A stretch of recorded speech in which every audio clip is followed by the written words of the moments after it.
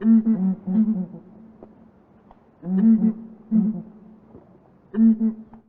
guys, Marais from Lawson's Birding, Wildlife and Custom Safaris. I'm filming from the Kruger National Park along the Sabi River. And I'd like to talk to you about one of our exciting set departures called Focus on Predators. Right, so this safari is going to kick off at Skukuza Airport in the Kruger National Park, or alternatively Kruger and Mpumalanga International Airport, not far away near White River. Airport schedules are a bit in the air at the moment, excuse the pun, with COVID-19, but once they're a bit more solid, we'll finalize the arrival point. So if you arrive in Johannesburg in the early morning on your international arrival flight, you can get the short mid-morning hop through to Skukuza or KMIA, and before lunchtime you can be ready beyond the vehicle and doing some game viewing. And our first 2 nights that we're going to spend at Lower Sabi Rest Camp on the Sabi River. Lower Sabi is a wonderful camp. It's situated on the southern bank of the river in the southeastern corner of the park. Now the river is the lifeblood of the area, especially now during the dry season when animals tend to congregate around water. In addition to the riverine habitat, the basalt plains extend in a long finger down from Satara to Lower Sabi, adding to the mix of habitats. And the water in the river and the mix of habitats is the reason that this Lower Sabi region boasts some of the most consistent game viewing in the whole park, and we'll hope for some great predator sightings while in the area. And just outside the camp gates, a well-known waterhole called Sunset Dam also provides a haven for hippopotami, Nile crocodiles, and a whole host of water-associated birds. It's a great photography venue. We're bound to spend some time there taking photographs. But of course, the predators are the main focus on this tour, and we're bound to have some nice sightings of lion, leopard, cheetah, and even maybe wild dog while in the area. And of course, spotted hyenas as well, always around. So it's bound to be some exciting game viewing to kick off the tour. For the next 3 days, we'll head north to the central regions of the park.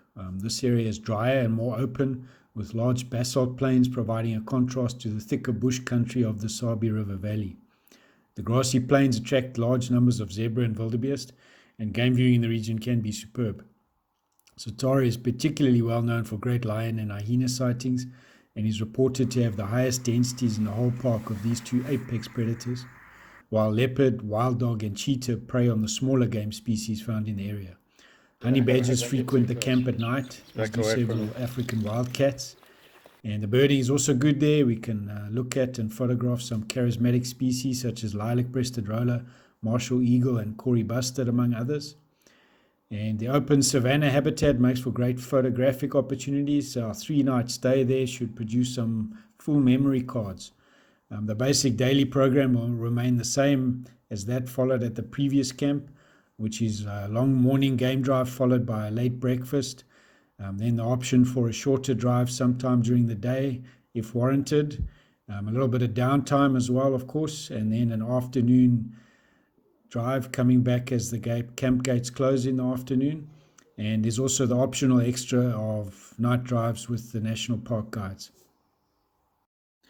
So after the last morning activity in the Kruger, we'll exit via Open Gate and into the adjacent Saabi-San Game Reserve, which is a 65,000 hectare private conservancy that's contiguous with the neighboring national park. We'll check in time for lunch, have a bit of time to relax before our first afternoon safari, which is led by an experienced field guide and tracker. Now, the Saabi-San Game Reserve offers what is widely considered as some of the best cat viewing in Africa, with regular close-up encounters with both lion and leopard to be anticipated. Cheetah and wild dog are also found in the reserve. They are usually fairly nomadic within their home ranges, which takes them out of the reserve and into the neighboring Kruger National Park and Manyeleti Game Reserve. So the chances of seeing these 2 predators depends on them being in the area at the time of our visit. But with a bit of luck, they will be there. Now, over and above the wonderful animals we're likely to see, a true highlight will be observing the Shangaan tracker practicing his craft as we track down the big cats. Superb wine and cuisine will be enjoyed in the evenings after the afternoon safari. Altogether, this adds up to a truly awesome experience. Now, we have 3 nights in the reserve, which will give us ample time out in the field photographing our subjects, and it's a wonderful way to end off the safari.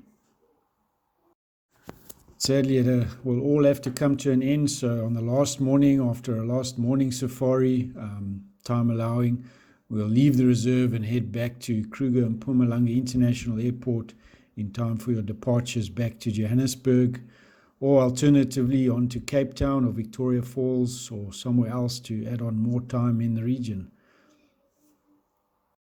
So in conclusion, this is really a fantastic safari. We've done this itinerary many times, and it's always delivered fantastic results. We've had such amazing sightings on these safaris. It's just almost too good to describe. So the only way to find out is to come and do it for yourself. But otherwise, check out the other information available on the tour and get hold of us if you have any questions or queries, or to book your spot on the 2021 itinerary.